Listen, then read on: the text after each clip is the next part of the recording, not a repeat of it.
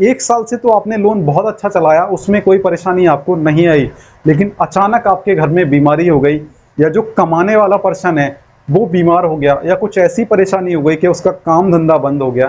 तो ये हो गई एक जेन्युइन परेशानी। तो इस परेशानी में बचकर किस तरीके से आप अपने लोन को, जहाँ तक मैं जानता हूँ पिछले 2 साल से या 2.5 साल से जो भी मैं इस डिपार्टमेंट में काम कर रहा हूँ या जितने भी लोन अब तक हमारे यहाँ से गए हैं या फिर मेरे हाथ से बटे हुए हैं, तो मैं आपको बता दूं,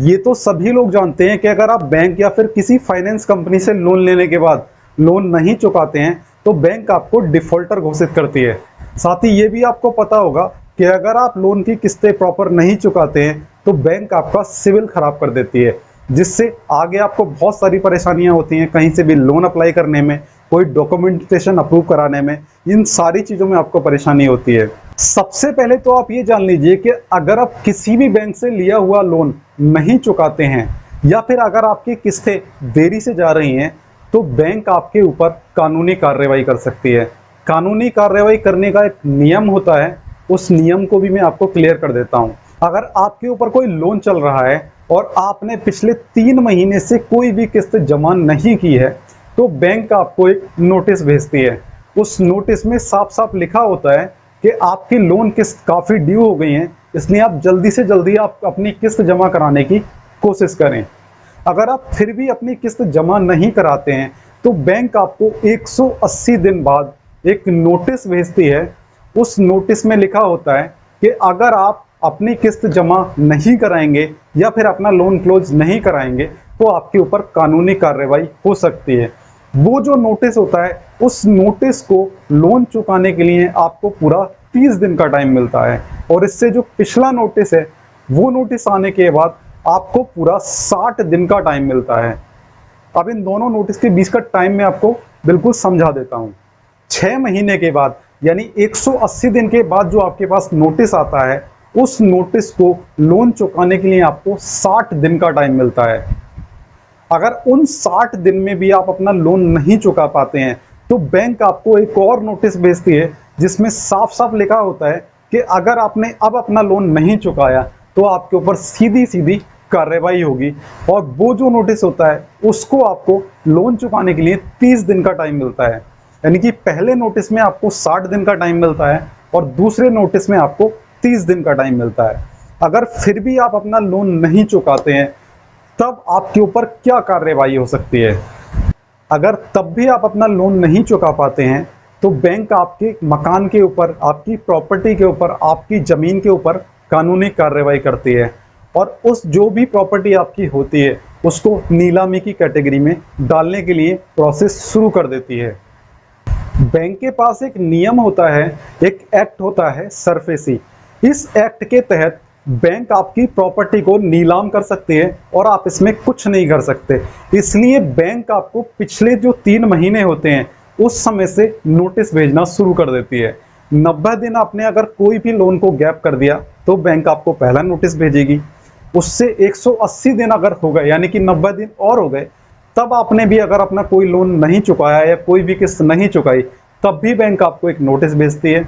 उसके 60 दिन बाद भी यह बैंक आपको एक नोटिस भेजती है और उसके 30 दिन बाद भी आपको एक नोटिस भेजा जाता है। उसके बाद बैंक सीधा सरफेसी एक्ट के तहत कार्रवाई करनी शुरू कर देती है और सीधा सीधा आपका जो मकान, प्रॉपर्टी या घर होता है उसको नीलाम करने के लिए बैंक प्रोसेस करना शुरू कर देती है, जिससे जो भी आपको बैंक ने रकम दी है वो ब्याज के साथ वसूली जा सके।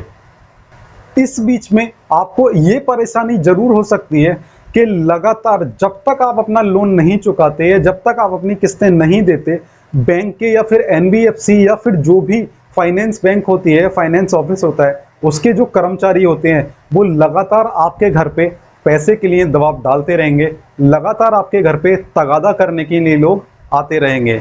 इससे अच्छा है जब भी आपके पास पैसा हो, इन सारी मुसीबत से बचने के लिए थोड़ा थोड़ा पैसा आप जमा कर सकते हैं। इसमें एक रास्ता और भी है, अगर इन 6 महीने के बीच में या 180 दिन के बीच में आपके पास अगर एक सिंगल किस्त भी हो जाती है तो आप बैंक मैनेजर से मिलके या बैंक के किसी बड़े कर्मचारी से मिलके एक लेटर लिख सकते हैं कि हमारे को इतना टाइम और चाहिए ताकि हम अपना पूरा पैसा या अगली किस्त जमा कर सकें। उससे आपको थोड़ा टाइम और मिल जाएगा। जो टाइम आपके पास नहीं है या जो मजबूरी आपके सामने आ रही है, उसको देखते हुए बैंक हो सकता है आपको 30 दिन, 60 दिन या फिर 10 दिन, 20 दिन, जो भी टाइम देना वो चाहें, वो बैंक आपको टाइम दे सकती है। उस टाइम के बीच में आप पे कोई कार्रवाई नहीं होगी और ना ही कोई आपके घर लोन की किस्त के लिए तगादा करने के लिए आएगा। ये तो हो गई कि बैंक आपके खिलाफ क्या कर सकती है। अगर मान लो आपने कोई चेक दिया और चेक आपका बाउंस हो जाता है, तो बैंक आपके खिलाफ क्या कार्रवाई कर सकती है। सपोज दैट आपने एक बैंक को चेक दिया और वो चेक सही सलामत पैसे में कन्वर्ट हो गया, तब तो कोई दिक्कत नहीं है। और अगर आपने एक ऐसा चेक दिया जो चेक बाउंस हो जाता है, तो बैंक आपके खिलाफ फ्रॉड का केस दर्ज कर सकती है। ये बैंक हो सकता है पहली बार में ना करे, हो सकता है आपने दूसरी बार चेक दिया और दूसरी बार भी आपने बैंक के साथ धोखा कर दिया,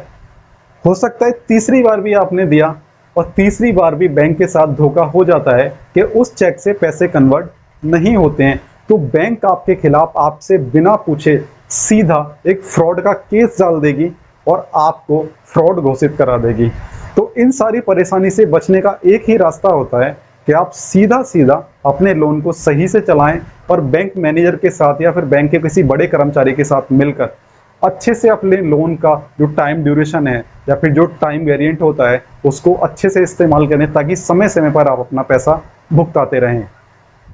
अब चलिए ये जान लेते हैं कि अगर आप वास्तविक परेशानी में हैं और आप इस लोन को नहीं चुका पा रहे हैं, जो लोन आपने ले रखा है,